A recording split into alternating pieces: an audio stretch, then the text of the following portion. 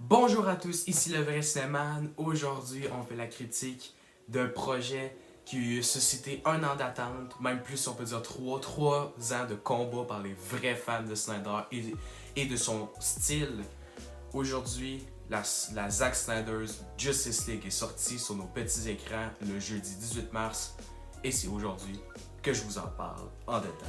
Donc, pour ceux qui connaissent pas trop le concept, je vous explique Zack Snyder's Justice League, donc la Snyder Cut connue en grand nombre, et le remixage du film de 2017 de 2 heures réalisé par Joss Whedon qui a été massacré par ce dernier pour faire une formule plus Marvel, plus familiale, plus le fun à regarder. Et parce que malheureusement, là, si vous ne comprenez pas, Zack Snyder a dû quitter le projet après le tournage du suicide de sa fille. Donc le film à la fin, Zack Snyder's Justice League, lui est dédié, voilà. Donc dans le fond, Zack Snyder's Justice League est le remixage de 4 heures, donc toutes les scènes qu'on n'avait pas vues tournées par Zack Snyder, tous les plans tournés par Zack Snyder sont mis dans ce film-là avec un nouveau montage, une nouvelle collimétrie, avec des nouvelles scènes, donc tout ce que vous voulez pour faire plaire aux fans, puis nous proposer une version plus en profondeur et plus noire que la version de 2017.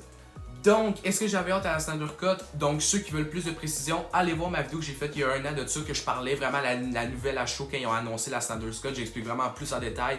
Et mes craintes et peurs n'ont pas vraiment changé. Donc, ma crainte principale du film, c'est que j'avais peur que ça ressemble beaucoup trop au Justice League et que ce soit une histoire qui, au final, tu te dis, ok, c'est un peu la même chose. Mais là, j'avais quand même beaucoup hâte. J'adore Zack Snyder, même s'il n'a pas fait juste des bons films. Ok, je trouve que les histoires qu'il interprète sont pas super fameuses. J'ai pas vu tous ses films non plus. J'ai pas vu son premier film qui est Army of the Dead ou quelque chose comme ça. Et j'ai pas vu aussi son...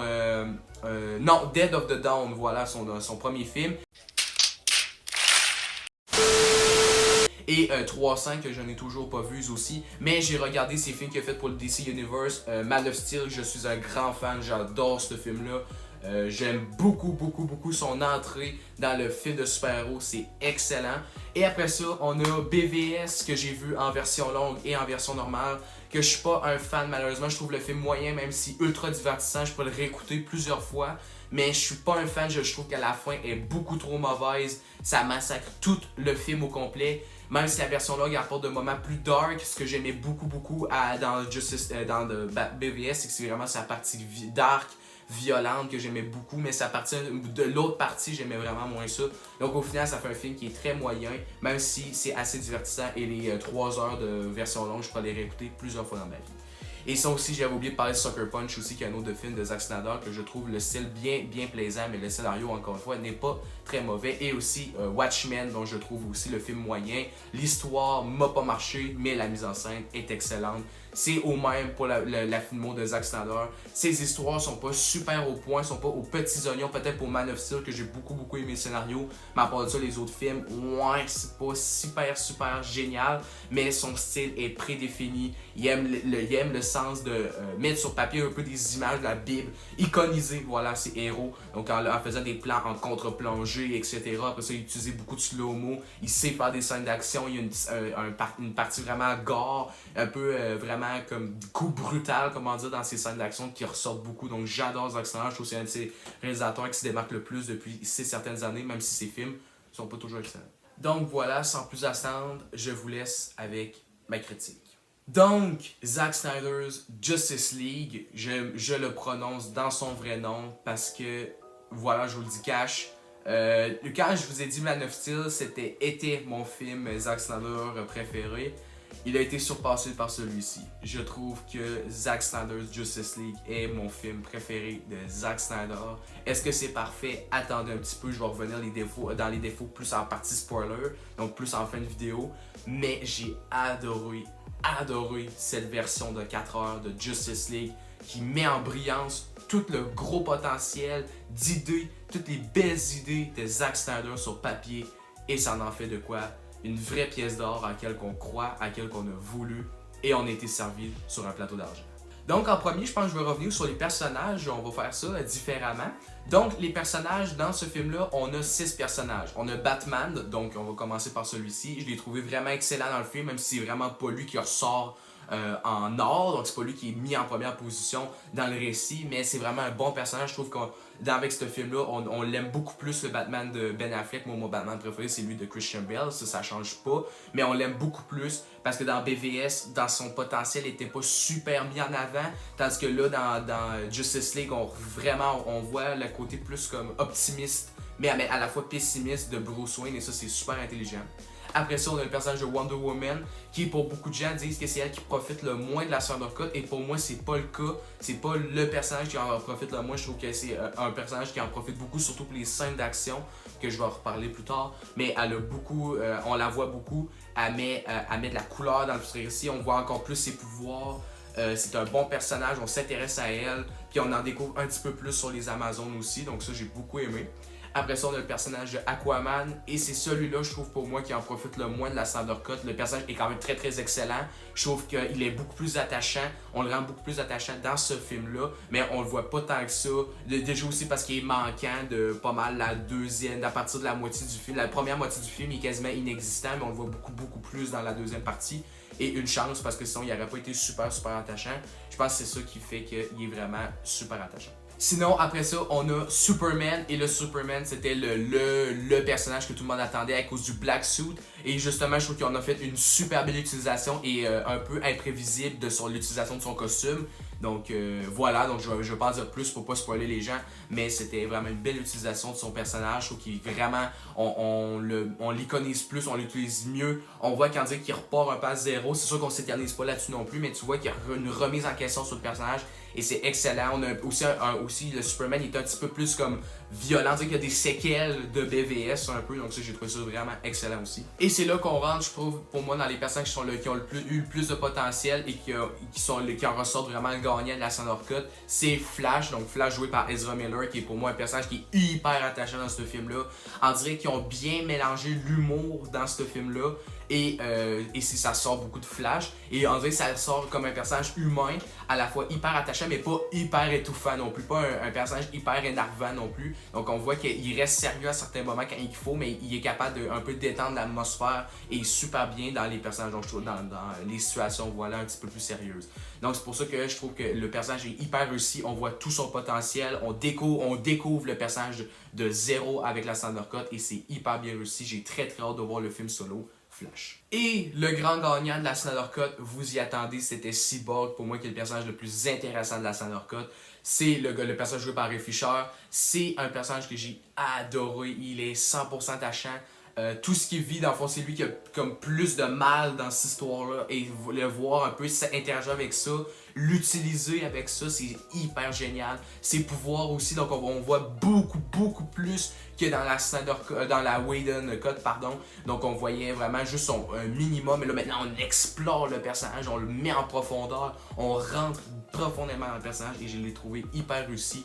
Ses émotions sont hyper présentes, aussi jouées par une merveilleuse performance par Ray Fisher, qui joue justement Cyborg. Une super belle performance, une belle utilisation de ses pouvoirs, et on est hyper attaché à ses personnages. Par exemple, je sais pas s'il va avoir lui un film solo, je pense que oui, mais je suis pas sûr. Mais j'espère que oui, parce que j'ai très hâte de le voir dans un film solo, où est-ce qu'on va pouvoir plus entrer dans lui, où est-ce qu'il va être vraiment le moteur central de l'histoire. Et après ça aussi, il faut parler de Steppenwolf. Donc là, on passe des méchants. Steppenwolf qui était un méchant hyper réussi. Donc là, ses convictions sont vraiment là. Là, je vous dirai pas trop pourquoi, parce que je veux pas spoiler non plus. Voilà, mais c'est un méchant hyper réussi. Oui, c'est pas au niveau de Thanos, et même pas au niveau de Maxwell Lord, donc le méchant de Wonder Woman 1984, que j'ai absolument adoré. Pour ceux qui ont vu ma critique Wonder Woman 1984, vous savez, j'adore le méchant. Mais quand même, Steppenwolf est hyper intéressant, il est attachant.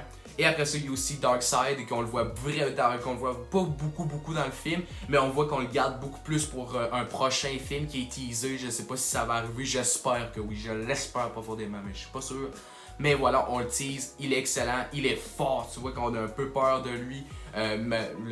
Voilà, Zack Snyder l'a hyper bien iconisé dans les peu moments qu'on le voit, et on a hyper peur de lui, on ne sait pas si les personnages vont s'en sortir comparé à lui. Et là maintenant on va parler du scénario. Donc le scénario, c'est là où est-ce que les quelques problèmes que j'ai avec le film, donc certains problèmes, donc je vais revenir là-dessus en zone spoiler, voilà. Donc là je vais parler plus des atouts qui sortent bien du scénario. Voilà, donc je disais, les personnages sont super bien écrits, le film aussi est beaucoup plus, flexible, prend son temps, donc le film dure 4 heures, voilà, comme j'ai dit, mais l'action vraiment intervient plus après 2 heures de film. Dans la première dans la première moitié, on a moins d'action, on en a quelques-unes. Probablement la scène d'action où est-ce que Wonder Woman entre dans la banque, comme on avait vu dans Justice League de 2017, était vraiment encore meilleure. Je trouve que c'est une des meilleures scènes d'action du film. Mais bref, je trouve que le scénario est beaucoup plus flexible, c'est beaucoup plus noir. On dirait qu'on reprend un côté que j'aimais beaucoup de BVS qui ressort, donc ça, j'ai beaucoup aimé ça. C'est pas parfait, mais quand même, je trouve qu'il y a un beau scénario, c'est bien écrit en général. Et après ça, on parle de Zack Snyder. Donc Zack Snyder qui est vraiment le génie moteur derrière cette œuvre. Oui, il est excellent dans sa mise en scène. Oui, il fait des scènes d'action hyper belles, des scènes d'action qui sont hyper bien rythmées. Il utilise son slow-mo, sa connaissance en genre de film d'action, son iconisation des personnages, aussi comment les personnages se collaborent ensemble pour confronter les méchants. C'est génial, c'est magnifique à voir. Les scènes d'action, t'as les frissons, t'as les stress, en plus sont longues, c'est ça qui est intéressant, sont longues. Ils durent pas 5 minutes, je pense que chaque fight scene du film dure à peu près on va dire 10 minutes. Même celle, elle, de fin, elle dure quasiment une bonne trentaine. De no joke. Les scènes d'action sont quand même très très longues et ça permet à Zack Snyder de labourer, de mettre ses talents en vue et ça c'est excellent. C'est encore pour moi un génie, je trouve. Il met bien ses idées. On a des scènes d'action qui changent, qui sont différentes, qui sont pas trop cotées, qui sont hyper lisibles. On voit où est-ce qu'on est. Il y a une belle utilisation. Chaque pouvoir des personnages a une mise en scène un peu attribuée. Donc on va avoir cette petite mise en scène un peu éblouante pour Wonder Woman. Après ça, cette mise en scène très slow-mo, très comme un peu en recul avec ce qui se passe avec, mettons, Flash. C'est super beau, c'est vraiment génial. J'ai adoré la mise en scène de Zack Snyder. Il s'en sort comme d'habitude. Donc, Zack Snyder's Justice League est un film pour moi absolument réussi. Ça nous ferait croire que le cinéma écoute les réalisateurs. Et ça fait plaisir. Il faut écouter le réalisateur, c'est hyper important. Zack Snyder avait une belle vision, il l'a mis sur papier, on l'a cru en lui, puis il a fait un projet le mieux qu'il pouvait. Il a mis tous ses talents sur la feuille. Il vous dit voilà, je vous donne ça les fans, vous le méritez. Oui, Zack Snyder mérite encore plus de crédit après ce projet-là. C'est super beau, c'est hyper intelligent, c'est très sombre, très profond. Après ça, on a des belles scènes de combat, c'est super bien fait. Même les visuels, je trouve, les effets spéciaux apportent quelques certains. Là, en globalité, c'est super beau. La colorimétrie est excellente. On a un beau mélange de couleurs, mais tout en restant dans les couleurs très foncées.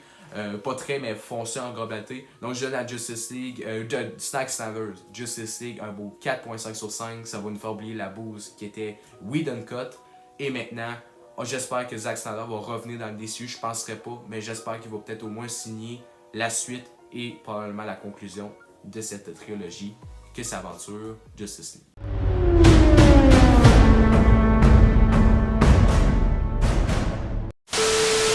Donc voilà, là maintenant je vais passer en zone spoiler. Donc tous ceux qui n'ont pas vu le film, arrêtez-vous ici s'il vous plaît. Ceux qui ont vu le film, allez-y, vous pouvez continuer. Mais ceux qui n'ont pas vu le film, je vous conseille fortement d'aller vous taper ces 4 heures de film qui passe aussi hyper bien. Et d'aller vous le regarder pour ceux qui sont intéressés. Et sinon, voilà, donc maintenant, sautons en zone spoiler.